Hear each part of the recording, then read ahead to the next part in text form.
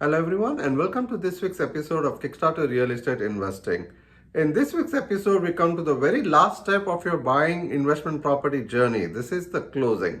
So what you're going to do here is basically all the work you have put in through all this time of looking for properties, running numbers, finding a good loan which you wanted to take on it, doing your inspection, all the work which you put into it, your contingencies, and finally settling on your loan provider and also buying insurance. Now everything comes now where you're going to close on this particular property and get the keys to your rental property.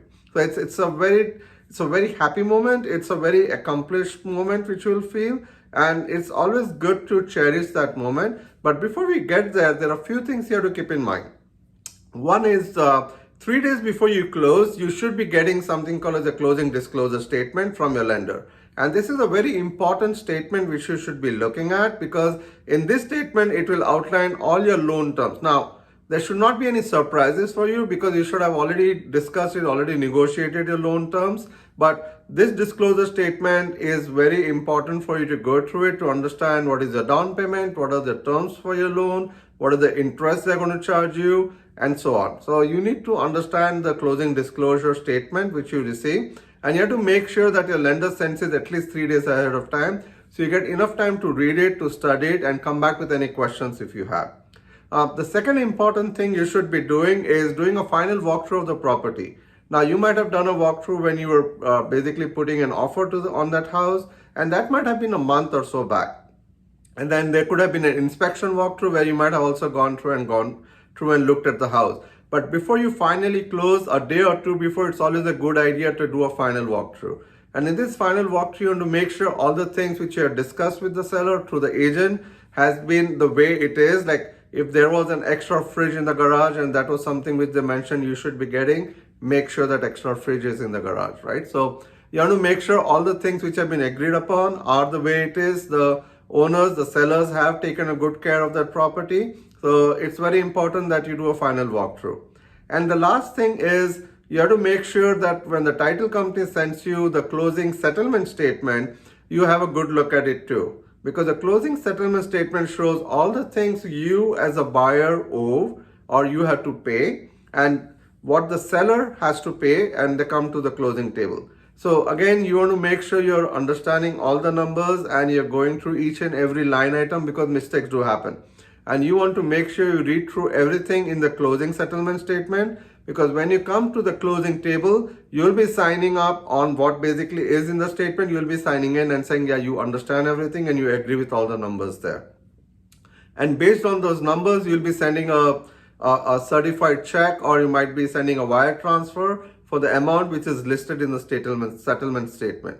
So what are some of the things you should be looking out for in the settlement statement? The most important obviously is if the sale price is correct, what the earnest money you have paid is also mentioned there, your down payment is mentioned there, and also the loan terms and everything might also be mentioned there. So you have to make sure all those numbers look good. There are going to be an area where there is a proration which you're going to look at, and proration here it is that certain things like property taxes, the county taxes, and so on might be something either the seller has already paid or they're due from the seller.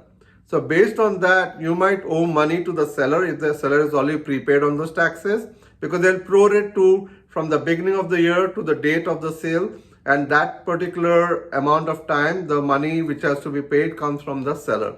And anything onwards from there to the end of the year is yours, is what you have to pay. So you want to go through those numbers to make sure that everything is prorated properly. And also you have to make sure that there are going to be some prepaid items which you have to pay, as in the lender might take, or from the escrow perspective, take 3 months of prepaid interest for the loan. They might also take like 3-4 months of prepaid property taxes, and the insurance company might take a full year premium ahead of time. So you want to go through all those numbers and understand it to make sure those are the numbers you agree on and they are correctly mentioned there. And once you understand all this, and then basically you sign up. And when you sign up, you get the keys to your first rental property. So folks, this is basically the end of that journey of your buying process.